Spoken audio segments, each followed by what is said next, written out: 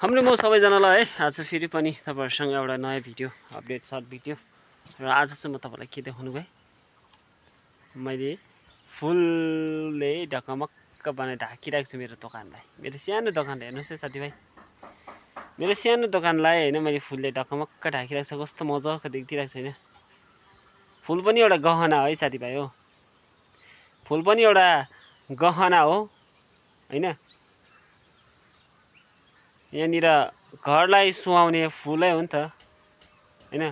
फुल छैन भने छ जस्तै महल पनि के न के हो नि त हैन। झोपडी किन नहोस् हैन, सानो घर किन नहोस्, त्यसमा एउटा फुललाई राखिदियो भने त्यो फुलको सुन्दरता नै अर्कै देखिन्छ क्या, सुन्दर नै बदलेर जान्छ क्या। अनि त्यस्तै गरी हामीले सुनिरहेका छौं एउटा छोरी मान्छेलाई धेरै गहनाहरुको हैन, गहनाहरु लगाइन्छ अनि सुन्दर देखिन्छ नि। त्यस्तै छोरी मान्छेको गहना पनि है, छोरी मान्छेलाई गहना धेरै सुन्दरता देखिन्छ हैन। अनि यस्तै कारणले फुलले पनि घरलाई सुन्दरता देखाइन्छ।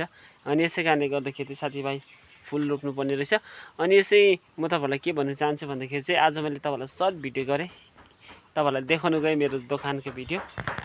सो दोकानको भिडियो चाहिँ यस्तो छ हैन। मेरो सानो दोकान छ, त्यो दोकानमा चाहिँ मैले फुल राखेँ हैन।